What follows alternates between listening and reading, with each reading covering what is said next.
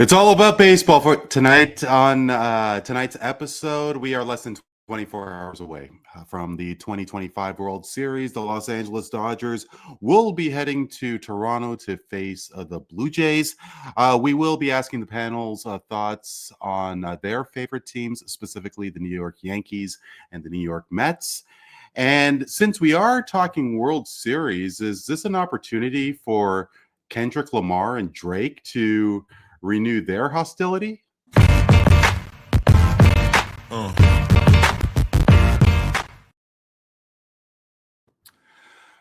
It's the final segment of the show. Really enjoy this segment. And Jake, I hope I could get you to talk a little football because, hey, look at those New England Patriots. I'm not the biggest football guy. I was kind of thinking that the Buffalo Bills were going to run the table, but the New England Patriots, to I'm sure Neel's chagrin, is first in the AFC East. Hey, Drake May, he knows how to play football. But I mean, is this something that is going to last? Maybe people are still thinking that the Bills could take could snap out of it, win a few games, go on a run. Could they still contend for a spot in the Super Bowl? However, they do have a mountain to climb, and that being the New England Patriots. Jake, the New England Patriots will win the AFC East. Straight facts, bro. Relax. I'm going to go with bro. Relax on that one. I still think the Bills win the division this season. I'm not that surprised the Patriots are 5-2. Their schedule's been relatively simple. They have not played a whole lot of good teams. They did beat the Bills, which is a very important thing to note. But the Bills will get another game against the Patriots. I don't know exactly when it is. I'm pretty sure it's much later in the season now. But the Patriots schedule, it does toughen up down the stretch. I could see them kind of losing 2 or 3 in a row, a little bit maybe like a month and a half from now. And if the Bills can just kind of do their thing and just be a good team, like they have been so far this year, they're flawed, like pretty much every team in the league is right now. But they're still a good team. You're sitting at 4-2 right now. And you're still right there. So I do think the Bills still win the division. Patriots probably will make the playoffs. I mean, you're at 5-2, and there's a bunch of games still in your schedule that you probably should win. But I still think the Bills will win the division. I can only imagine how many New England Patriot fans are throughout the U.S. Because there's quite a bit here in Canada, Right. And they think that the Patriots were going to, get back to competitive play at this point. I thought it was going to be a couple more years. Yeah, I mean, to your point about the easy schedule of it all, but yeah, Drake May, he's having a pretty decent start. And is there a chance that New England could contend? Neel, of course, you and I are seeing what prices are like for the World Series. And Jake, Matt, there were tickets being sold on the Stub Hubs and the Ticket Masters for as much as $20,000 Canadian, which give or take is around 16 grand. And the premier of the province of Ontario, I guess it's the equivalent is the governor of a respective state, Premier Doug Ford did say that he was going to look at ending price gouging. I do recall President Trump saying the same thing. The liberal government in this country did have a bill that, the province, that the PCs did halt. But Ford apparently has this on the table again. Neel, the Ontario government will put an end to severe price gouging in the foreseeable future. Straight facts, bro. Relax. Bro, relax. I think that as much as I would love to see that, money talks and bullshit walks, and Doug Ford is a master of bullshit. And so I think that, he's saying the things he was saying, but to be honest, I think it's going to be hard to overcome. I think Ticketmaster has already replied to Doug Ford. So has outlets like StubHub saying, like, well, we don't set the prices as Ticketmaster says. And then StubHub says, well, do you want the resale market is just going to shift to the black market? Is that what you want then? Unregulated. Similar to, what we talked about with the NBA or the professional sports and Vegas, that intertwining. So I think that it's a long shot. It's a sad to see, but this is expected when your team plays in a big market, at least like you say, population wise, and they make the championship. Same thing happened in 2019 with the Raptors. Now, granted, I was lucky because I had a friend who I shared season tickets with, and so we went for a fraction of the cost. But I knew many people that paid upwards of $2,000 to go to a finals game, and it's a lot worse than that now for these Jays games. It's double that, to be quite honest, what it was for the Raptors. It's way more than that. Yeah, it's double at least. And not only that, you pack in twice as many people into the stadium, and not only that, the seat costs twice as much. It's almost like 4 times the price if one looks at it one way. But so I think it's bro relax as much as I do want to see something happen, like capping it to a certain degree, because there's just, I think, too much scheming that goes on in who gets these tickets when they're released, and I think that there's it's kind of sad to say I was in line. I joined the queue to buy World Series tickets right when the queue opened. Like, in fact, I kept refreshing my screen, refreshing until I was in the queue about 20-30 minutes before the actual thing started, and I was 19,000th in line. And as soon as as soon as I see that the line just starts going down, and it becomes very fast to get to your turn, all the tickets are gone by then. Yeah. And you walk in there and you're like, please, please, please, please, please. And the cheapest ticket price is $2,500 US. And I'm just like, well, okay, better luck next year. But, if I may, though, I think we planned to talk about this during the pod, but we didn't get to it. But I wanted to say some stuff about John Schneider. You had. Yeah, no, I did. You know what? And I had no real reason to skip this. The reason why I did was because it was getting a little. No, it's all good. Late. If you guys have some time, I would love to talk about. I just want to say very quickly, like, people are got really on him when he brought in Brendan Little in that Game 5 in Seattle, and a big gaffe, no question. But that was one gaffe in what I think has been a masterful managing campaign during these playoffs. Now granted, Savage, short career, brilliant in his short career, but still trusting that guy as a premier starter in every single round, that takes some guts. Trusting Max Scherzer, okay, after he looked like he was washed for the last couple of months before the playoffs started. Bringing him in the ALCS, huge spot, and trusting a legend, basically. I'm sure they had some backroom talks, and Max was convincing him, and he laying out the game plan, and trusting him, plus leaving him in there, taking his Mad Max attitude on the mound and keeping him out there. Brilliant. How he subbed Gausman and Bassett, who had only pitched 2 innings or 1 inning in the entire playoffs so far. He brought him in for a huge inning, huge strikeout. I think that he's been even keeled as a leader. He's tough. He's a tough guy. He riles up the troops like the best of them. Like, you saw all his very bleeped out locker room messages after each round. The one thing I love that the guy's been with the Jays for like 20, 25 years in various capacities, and now he's reached this moment, and he did a fantastic job, I think, the whole year, and a fantastic job in these playoffs. So I think that Dave Roberts is a great manager, I think, but he's got infinite tools at his disposal. It's like, who wouldn't do good with that type of lineup? And I think we got the managing edge in this World Series, and sometimes that can take a David a long way against a Goliath.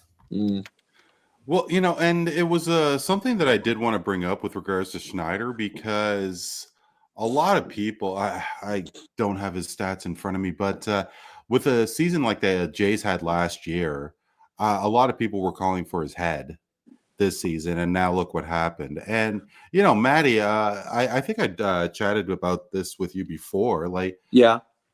with the team president Mark Shapiro, the general manager Ross Atkins, and John Schneider. I mean, Shapiro and Atkins have been here for close to a decade, Right. and management, the Rogers, the parent company of the Jays, they were patient with them, and why?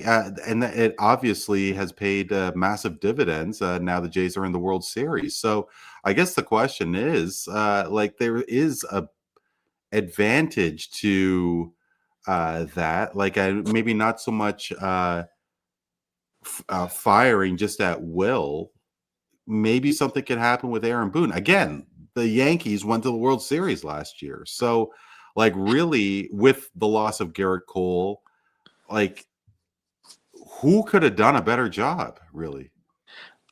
I mean, It would yeah. be the roll of a dice, right? Yeah, I mean, we basically matched our record without Garrett Cole and without Juan Soto from 2024. So you do bring up a good point there. I can only imagine what would happen if we did have Garrett Cole. It would probably be a different story. But obviously, we're going to get back this year. I just think that Aaron Boone, I just don't like his approach. I think Hal Steinbrenner, who is probably one of the weirdest owners you will ever encounter in Major League Baseball, is just so keen on making something work because he's probably just lazy. He doesn't want to make changes. And then Brian Cashman, who's been here since '98, But should a manager? What does that mean? Like, an owner being lazy? Like, I mean, what is he supposed to do? Shouldn't he be taking pictures and in front of the big novelty check giving to charities? Like, he shouldn't be Jerry Jones. I mean, like, he shouldn't be making any decisions.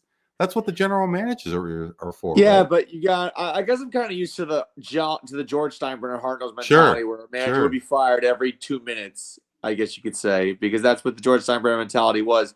Hal is not like that at all. I think the main reason why I'm accustomed to George's approach is because I'm a Jersey guy. Jersey guys, we love hard-nosed approaches, but when it comes to people Here's a question, Maddie, I'm really intrigued about, and I want to ask before I forget. What does your dad think of George Steinbrenner? And if your grandfathers lived in the Jersey tri-state area, and if they're Yankee fans, because there was a lot of years where the Yankees didn't do anything. They went from 78 to 95. 78, Like 96.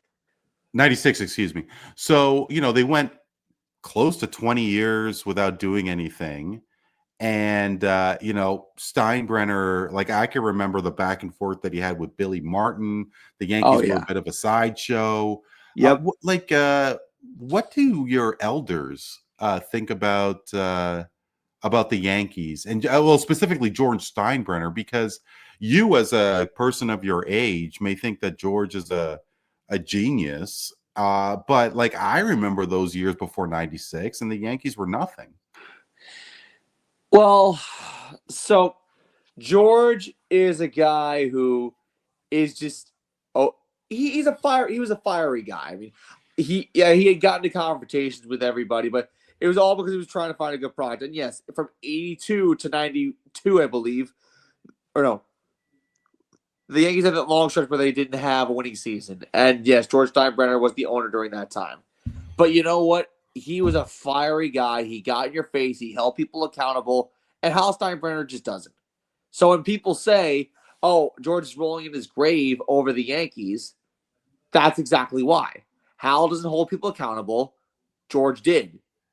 If George Steinbrenner were still alive, he'd chew out Aaron Boone after the 2024 World Series and say, get your fucking shit together. That's what he would say. Okay, but, like, how many Yankee fans would approve of that? Aaron Judge. Okay, fine. Yeah, like, I mean, whatever he was in last year's playoffs, excuse me. But, would that have done anything? I mean, look at him, how he did this year. I think he's going to win MVP, personally. You think Judge will win MVP? I think, yeah, and the whole thing between him and Raleigh, I get it. Raleigh's a switch hitter. He's a catcher. I understand completely, but what was that batting average? 247. I'm sorry. Okay, look, Cal Raleigh got 60 really cool hits, 60 home runs. Okay. To me, batting average is the be all and end all. It's basically like I love golf. If you could slam a golf ball 400 yards, but you can't chip with a damn and putt, then you still suck as a golfer, right? A 247. What MVP has under a 250 average? None in Major League history. None. Okay. I get it. 60 home runs and a catcher, a switch hitting catcher. I get it. What do you two think?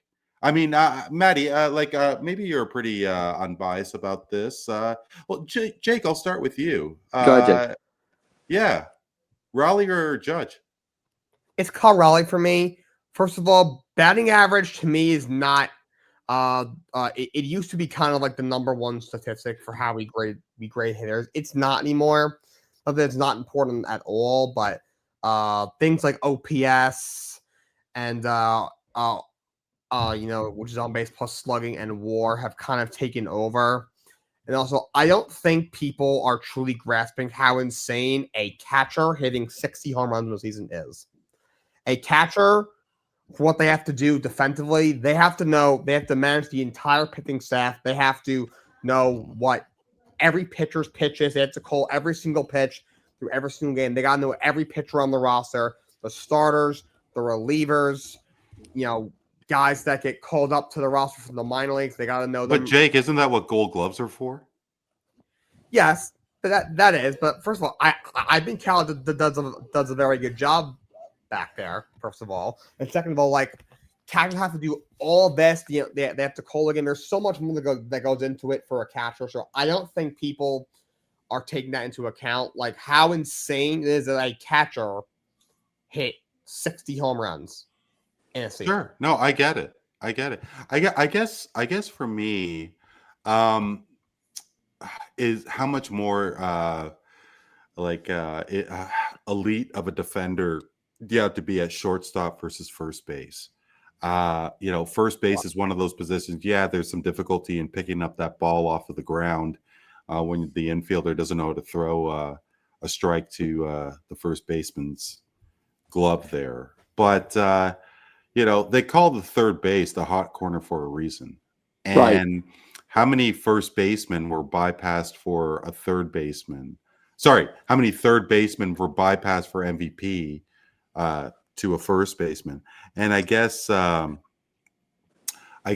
question, and I get it, catcher is so much more different, and it's so much more taxing. And Kyle Raleigh played how many games behind the plate? I think it was like 120.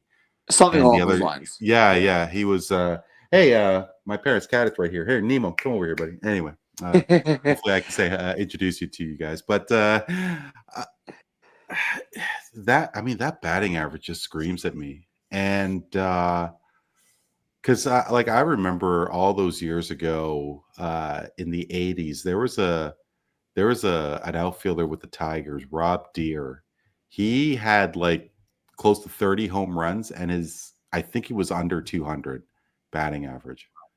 And I know 60 home runs is so much different than 30 and so on, whatever, but I think it's still Judge. Neel, do you have an opinion one way or the other? I kind of am siding with Jake's argument, but I see the argument for both, to be honest. It's my thing is that, MVP, at least for me, should account for everything you do, not just one component of what you do. Right. And because Judge is, not asked to do much defensively, especially as it compares to Raleigh.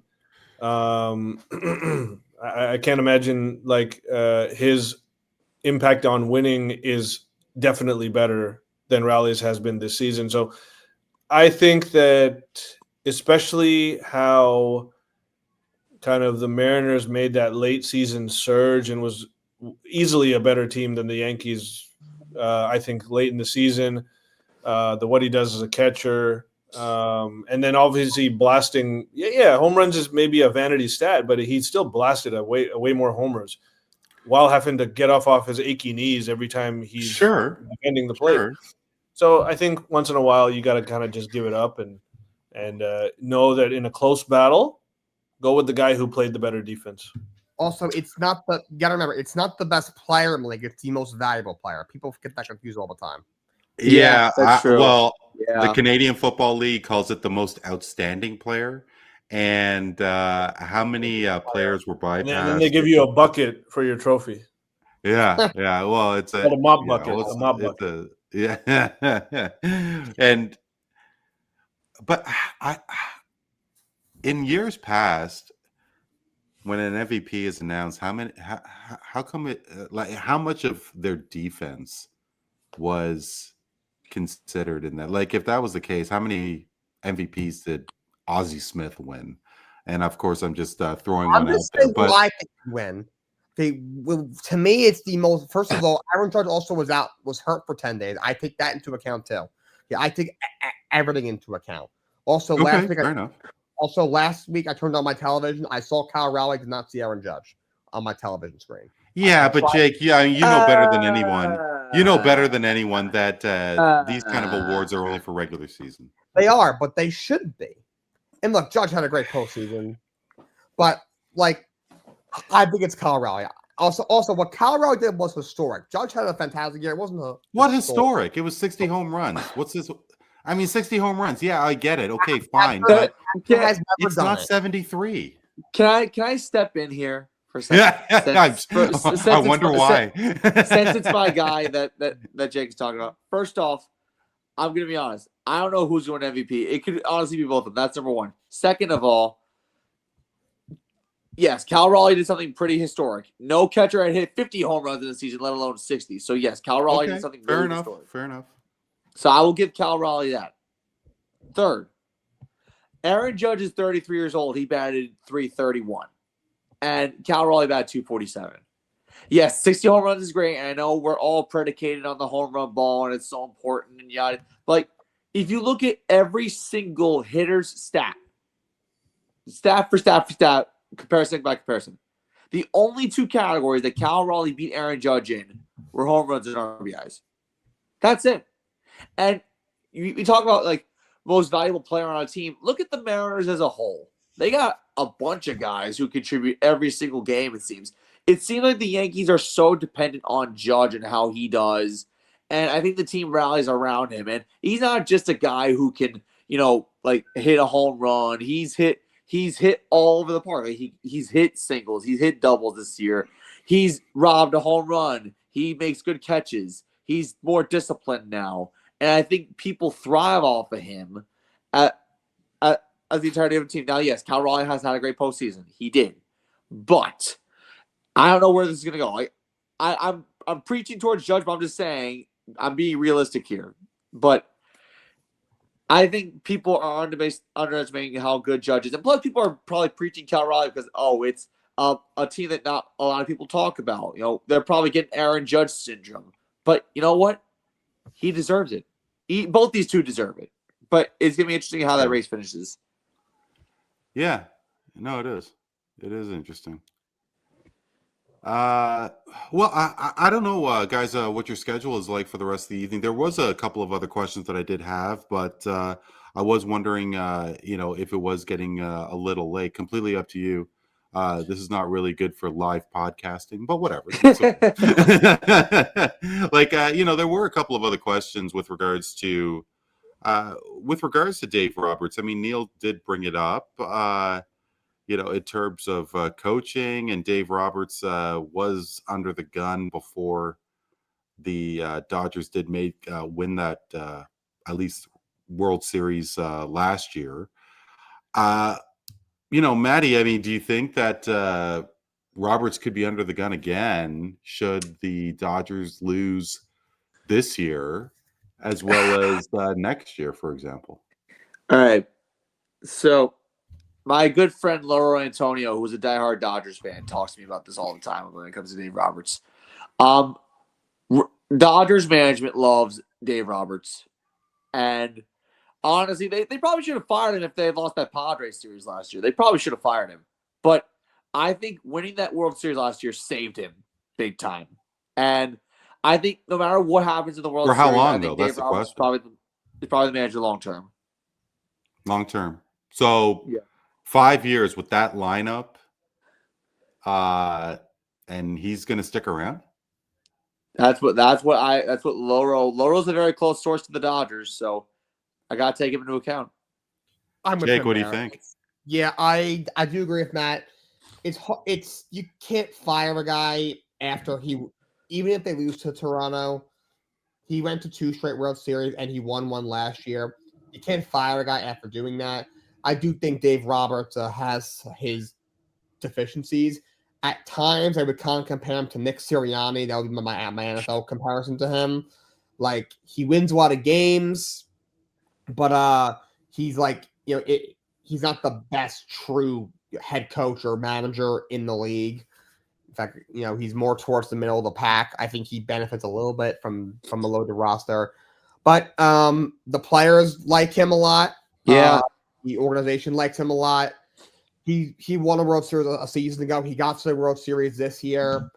There was a point in the season where the Dodgers weren't playing very well, and people were like, are they going to have a deep run this year? But they were able to kind of corral themselves down the stretch.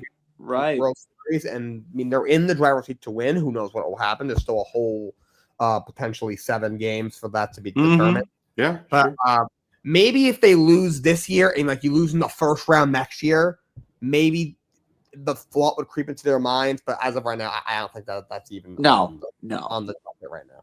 Yeah, I guess are they that passionate about baseball in LA as say they are in New York with either the Yankees or the Mets or the Cubs to a degree? Like, because hey, the example I've said how many times now, Matty? I mean, Aaron Boone made a World Series last year. You lose Garrett Cole, you lose Juan Soto, and people want his head on the chopping block. So, with Dave Roberts, a lot of people were calling for his head, and I guess but my point is that coaches and managers just have such a short lifespan, right? They do. You guys tell me which manager has the most is the most tenured and who gets so many more second chances, right? I mean, whether it is Siriani, I mean, hey, he made it to 1 Super Bowl. He won another Super Bowl. Like I can think of one. Is what it is. Go ahead. I could think of a manager or a coach who's been around for a long time and gets second chance. And Jake's gonna think I'm crazy, but I think Mike Tomlin of the Pittsburgh Steelers gets a lot of second chances because that's a guy who's been around for such a long time, like 18 years, 19 years with the Pittsburgh Steelers. They haven't won since 2008, and they constantly have a winning season, but it's the same product over and over and over again. It's like the players are just like numb to having a winning record, and then that's it. Yeah, and that's right. There's a difference between a guy like Sirianni or Dave Roberts who just won a Super Bowl. Tomlin won one 17 years ago, and they haven't even gotten that close since. No, not at all. Yeah, it's a very valid point. Very valid point. And I guess we are seeing that example here in Toronto, right, with John Schneider. I think it's 7 seasons. I could be way off here. No. Charlie Montoyo. He was a manager. He was a manager before him. Yeah, probably like what 2022. Yeah, no, that's right. So it really hasn't been that long, but he was in the system for a long time. Shapiro and Atkins have been around for a while. Yeah, Anyway, with Dave Roberts, of course they still have to play the World Series in the first place. So who knows? Maybe Roberts will not have anything to worry about, but I certainly hope he does. There was one other question that I did ask. I mean, we did go pretty detailed with small market teams and so on. And Jake, you brought up the question of what exactly is a small market team, but I guess there are so many athletes, stars there that are the marquee names, the Aaron Judge, the Patrick Mahomes, the Tom Brady's, the Connor McDavids, the LeBron James. Could we potentially see something in Cal Raleigh? But I guess with a guy like Raleigh, I don't really consider Seattle to be a small market, but it's a pretty unfamiliar market with regards to the bright lights and the championships. And yeah, sure, they had all those Hall of Famers from the Griffey Juniors to the Ichiros and so on. That there are so many could the marquee player come from Pittsburgh Pirates? Could there be one from outside of the United States and in Toronto and Vladimir Guerrero Jr.? I mean, can Major League Baseball have that kind of cachet where a player could be from a small market or like a unfamiliar market like Minnesota, for example, and have their elite player as their prime star? I think they could. I really don't think being, like an untapped market or small market matters that much. We've seen small market teams, have a lot of success in every sport for a long time. That's why I mentioned I do not like the discussion around the small markets. Yeah. I don't even like the term in general. Like, for example, Mike Trout was the face of baseball for a long time. He played for the Angels. That's a huge market, but first of all, they sucked. He's made the playoffs like twice. I think if Mike Trout played for the Minnesota Twins and he had the same career, I think he would have still been the face of the league for as long as he was. I mean, he would have probably still only made the playoffs twice in as long as he did. The Twins are also a very mediocre team and have not been very good. I've not really had any, sustained success in a long time. But I really don't think that's that big deal. Obviously, when you have a guy like Ohtani, who's generational talent on the Dodgers, that helps a lot. But I think if you have a player who, if he's deserving of being the face of the league and he plays for the Minnesota Twins, I think that's fine. Yeah, I do think so as well. I mean, hey, Reggie Miller could be one of those guys, and yeah, sure, it's been over 20 years, but hey, Tyrese Halliburton plays on those same Indiana Pacers, and could the league revolve its marketing around Halliburton, Shea in Oklahoma City? I think so. I think they'll be just fine. Maddie, why don't we finish up Straight Facts, Bro Relax? And Sure. Can't remember if it was you that joined us on a particular roundtable, and we were talking about how uninterested I am in music, specifically the singer themselves. Like, I don't care anything about you. I mean, some of their songs are really cool. I don't know anything like the individual like I do in sports. And that includes Drake. He is, I think, an incredible servant to Toronto and Canada. I think he has represented us incredibly, better than no celebrity has ever. But I could not care less about this whole war that he has with Kendrick Lamar. Yeah, And of course, Kendrick Lamar is from LA.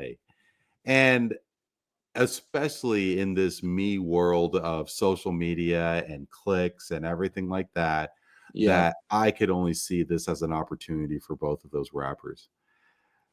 Maddie, Kendrick Lamar and or Drake will start a war of words amongst each other during the World Series. Straight Facts, Bro Relax. Bro, chill. Chill. Because it's just like, wasn't the Super Bowl enough? You humiliated Drake. Not to them. Not to them. I don't think so. To them. Like, here's what I say. Take your argument, take your beef, and not put it on television during a sporting event. Battle it out on Twitter if you have to, not during a sporting event. No. What I'm saying is that the war of words is going to continue on within social media. Oh, during the will it highlight? Yeah, straight facts in that case. Straight facts. Okay. Because my opinion is these two just don't stop. I mean, They say that until if you're getting kicked on, you got to kick back, and until they stop kicking, they're gonna keep kicking. That's really what they're gonna do. It's kind of like, and this is just like something I want to say. Like, it's kind of like if you're beating a dead horse, then what's the point? But if there's still fire in your vein and you still want to get back at somebody, I got you. Like, that's what you can do. And I think knowing these two and knowing how embarrassing the Super Bowl was for Drake, Drake's going to try and find something to punch him back with, especially if the Blue Jays win the World Series. Well, it was pretty bad for Kendrick Lamar, right? Like, I mean, he didn't really get a great review with Super Bowl show, right? Oh, no, it sucked. No offense. Well, yeah. So, I mean, like, it kind of hurt. Like, I wonder how it is in hip hop circles, like, because the one song, I don't even know the title of the song, but the diss song that Kendrick Lamar had on Drake is actually pretty catchy. I don't know the name of it, but I mean, they not like us. I don't know if that's the name of the song, but whatever. Your guess is as good as mine. That's the one with where Serena Williams on the show. I remember that. Well, yeah, that's the one. Yeah, whatever that song is called, whatever. But I guess if there's an opportunity for these two to keep going, like, it kind of sucks to see this because they're grown adults. I mean, come on. Yeah. Anyway, Drake, I think, is still pretty cool. I don't know any of his albums, but I love how he reps Toronto and reps Canada. And hey, whatever. But knock it off with Kendrick Lamar. Just have a Molson Canadian and a bag of ketchup chips, and then call it in today.